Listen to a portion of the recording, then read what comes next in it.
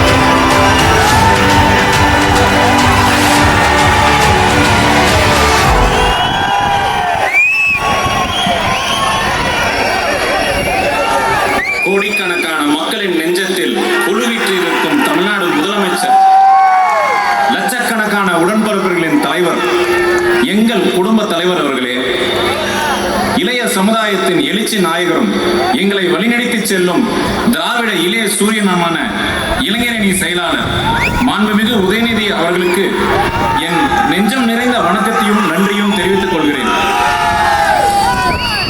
இங்க மேடையில் வீட்டிற்கும் கழகத்தின் முதன்மை செயலாளர் அவர்களே, மறுமலர்ச்சி திராவிட முன்னேற்ற கழகத்தின் தலைவர் அவர்களே, மாண்புமிகு அமைச்சர் அவர்களே, திரு அண்ணன் ரகுபதி அவர்களே, திரு அண்ணன் அன்பில் மகேஷ் அவர்களே, அன்பில் போட்டியிடும் எனக்கு உதயசூரியன் சின்னத்தில் உங்களது பொன்னான வாக்குகளை அளிக்கும்படி தாழ்மையுடன் கேட்டுக்கொள்கிறேன். இந்த இயக்கத்தில் என்னையும் ஒரு வேட்பாளராக தேர்ந்தெடுத்து நிறுத்திய எங்கள் குடும்ப தலைவர் தமிழ்நாடு முதலமைச்சர் அவர்களுக்கு என் மனமார்ந்த நன்றியை தெரிவித்துக் கொள்கிறேன். இந்த திருச்சி மண்டலத்தில் நடைபெற்ற மாநாடுகளில் எல்லாம் ஓரமாக நின்று பார்த்திருக்கிறேன். இன்றைய தினம் பல்லாயிரக்கணக்கானவர் கூடியிருக்கும் இந்த கூட்டத்தின் மேடையில் ஒளிபெருக்கி முன்னால் நானும் ஒரு நாள் நிற்பேன் என்று நினைத்து கூட பார்க்கவில்லை. இளைஞர்கள் பல்வேறு பொறுப்புகளுக்கு வர வேண்டும் என்ற அடிப்படையில் பெரம்பலூர் தொகுதியின் போட்டியிடும் வாய்ப்பை கழக தலைவர் அவர்கள் எனக்கு வழங்கியிருக்கிறார்கள். அதைவிட முக்கியமாக தேர்தல் பரப்புரை பயணம் தொடங்கும் தலைவர் அவர்கள் முதலாக எனக்கு வாக்கு கேட்பது என் வாழ்நாளில் மறக்க முடியாத ஒரு பெருமையாக இருக்கிறது. தலைவர் அவர்கள் எத்தகைய நம்பிக்கை என் மீது வைத்துள்ளார்களோ அதை நான் என் வாழ்நாள் முழுவதும் காப்பாற்றுவேன் என்று பல்லாயிரக்கணக்கான கூடியிருக்கும் இந்த கூட்டத்தில் உறுதியளிக்கிறேன். பெரம்பலூர் வாக்காளர் பெருமக்களே, கடந்த 2.5 ஆண்டு காலத்தில் தமிழ்நாடு பொற்கால ஆட்சியை கண்டிருக்கிறது. அதற்கு பொன்னான எங்கள் தலைவர் தான் காரணம். இந்தியாவே தலைவர் அவர்களின் ஆட்சியை அண்ணாந்து பார்க்கிறது. இத்தகைய தலைவரால் அடையாளம் காட்டப்பட்ட வேட்பாளராக நான் இங்கு பெருமையாக நிற்கிறேன். பெரம்பலூர் தொகுதிக்கு தேவையான திட்டங்களை ஒன்றியத்தில் அமையிருக்கும் இந்தியா கூட்டணி ஆட்சி மூலமாக பெற்றுத் தருவேன். நான் உங்கள் வீட்டு பிள்ளையாக எப்பொழுதும் செயல்படுவேன். ஏப்ரல் 19ஆம் தேதி நடைபெறும் நாடாளுமன்ற தேர்தலில் பெரம்பலூர் தொகுதி வாக்காளர்கள் எனக்கு உதயசூரியன் சின்னத்தில் வாக்களிக்குமாறு தாழ்மையுடன் கேட்டுக்கொள்கிறேன். அப்படி ஒரு பேரை வச்சு அதை வசூல் பண்ணிருக்காங்க. என்ன காரணம்? பாஜகவோட தோல்வியம் தான் ஒரே காரணம். டெல்லி துணை முதலமைச்சர் மணிஷ் சிசோடியாவை கைது செஞ்சு 13 மாசங்களாக சிறையில் இருக்கிறார். போன மாசம் ஜார்க்கண்ட் முதலமைச்சர் ஹேமந்த் சோரன் அவர்கள் கைது செய்யப்பட்டு சிறையில் இருக்கிறார். இப்போ அரவிந்த் கெஜ்ரிவால் அப்பட்டமான பழிவாங்க நடவடிக்கை இல்லையா இது?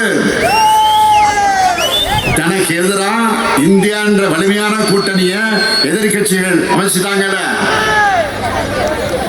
மக்கள் பாஜகவுக்கு எதிராக ஒன்று திரள ஆரம்பிச்சுட்டாங்களே என்கிற அந்த பயத்துல தவறுகளுக்கு மேல் தவறுகளை செஞ்சுட்டு வருது பாஜக தலைமை. தமிழ்நாட்டில் நம்ம ஆட்சிக்கு தொந்தரவு கொடுக்க ஆளுநர் வச்சு மிரட்டி பார்க்கிறாங்க. ஆளுநர் இந்த நிகழ்ச்சிக்கு புறப்படுறதுக்கு முன்னாடி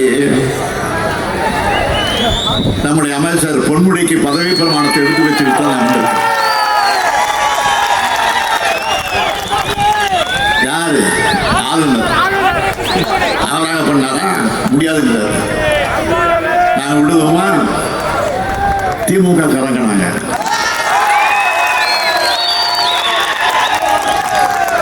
நீதிமன்றத்துக்கு போனோம். உச்ச நீதிமன்றத்தில் என்ன நேற்றைக்கு நீதிமன்றத்தில் வாதம் நடந்துச்சு.